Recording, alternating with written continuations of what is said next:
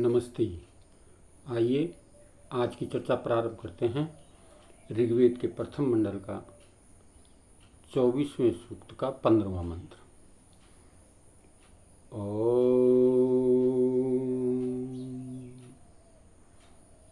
उदुत्तं वरुणं पाशमस्मदवाधमं विमध्यमं सर्थाय अथा वयमादित्यव्रती तवानागसु अदितैष्याम्।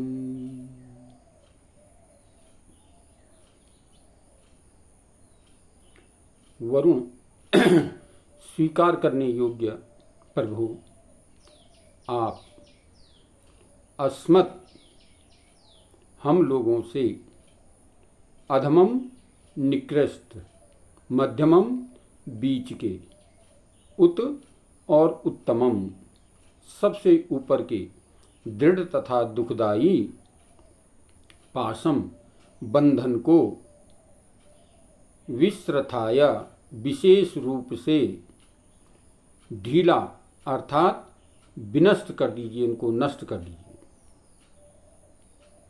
अथ इसके पश्चात आदित्य विनाश रहित प्रकाश स्वरूप जगदीश्वर तब सबके गुण आपके व्रते सत्याचरण व्रत को धारण करके अनागसह वधम वयम हम सब निष्पाप होकर अदितये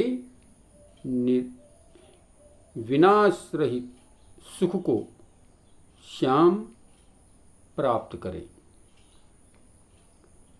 अब इस मंत्र में 3 बातें बताई गई हैं। पहली बात यह कि प्रत्येक मनुष्य 3 बंधनों में बंधा हुआ है। दूसरी यह कि उन बंधनों से मुक्त होने के लिए बुद्धिपूर्वक यत्न करना चाहिए, बुद्धिपूर्वक प्रयत्न करना चाहिए।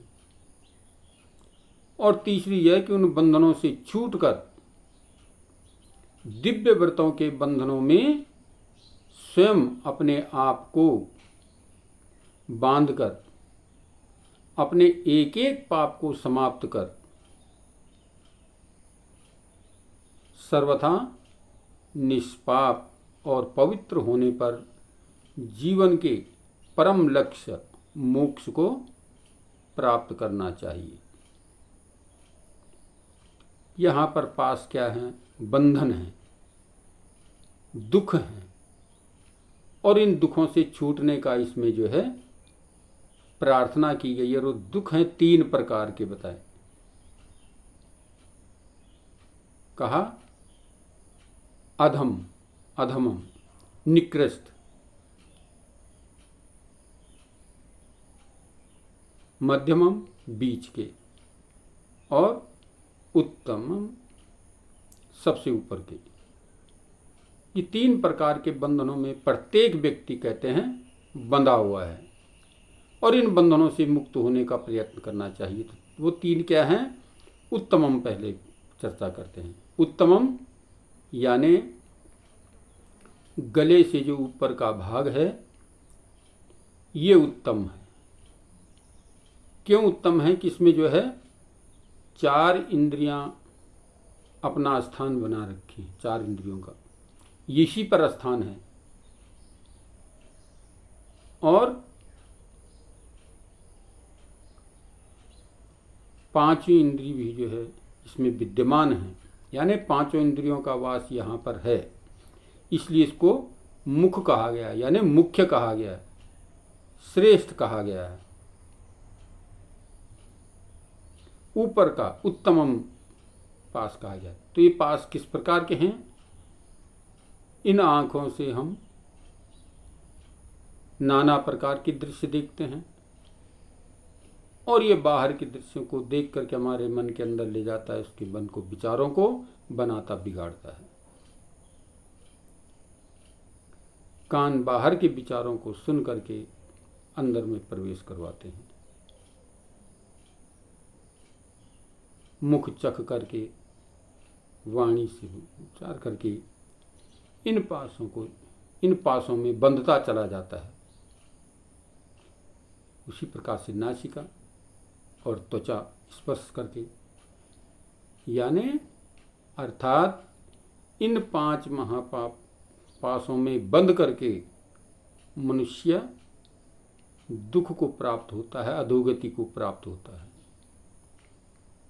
ये उत्तम पास कहे गए हैं, उत्तमम। तो इन पासों से बचना यानी आंखों से भद्र देखना, प्रत्येक नारी को माँ, बहन और बेटी के समान देखना। इसी प्रकार से प्रत्येक नारी का कर्तव्य है कि पिता, पुत्र और भाई के समान प्रत्येक पुरुष को देखना। इन कानों से भद्र बातों का सुनना, अच्छे सत्संग में जाना, अच्छे विचारों को प्राप्त करना। जिह्वा से शारीरिक स्वास्थ्य के लिए लाभ लेना, न कि जिह्वा के स्वाद में जो है शरीर को कष्ट में डाल देना। नासिका से भी सुंदर ग्रहण लेना, अपने वातावरण को शुद्ध और पवित्र बनाने का प्रयत्न करना। जहाँ भी हम रहते हैं, जहाँ भी बैठते हैं, वहाँ का वातावरण सुख हो, किसी प्रकार की दुर्गंध न हो।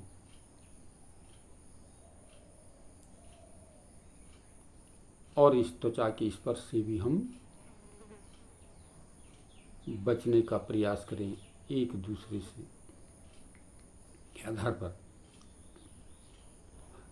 तो इस प्रकार से हम इन 5 पापों से, जो 5 पास जो हमारे मुख्य हैं, इनसे हम जो है बचने का प्रयास करें। इन बंधनों को कहा परमपिता परमात्मा हमारे ढीला कर दीजिए, इनको विनष्ट कर दीजिए। मध्यमम पास हमारे उदर का कटी भाग,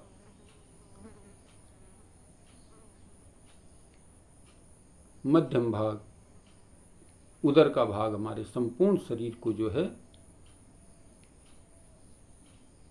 राशन पहुंचाता है, सामग्री पहुंचाता है। तो ये हमारा ठीक होना चाहिए। इस पास से है परमपिता परमात्मा हमें मुक्त कर दीजिए। और ठीक इसी प्रकार से उपस्थ इंद्रियों का भी हम ठीक ठीक प्रकार से उपयोग करें।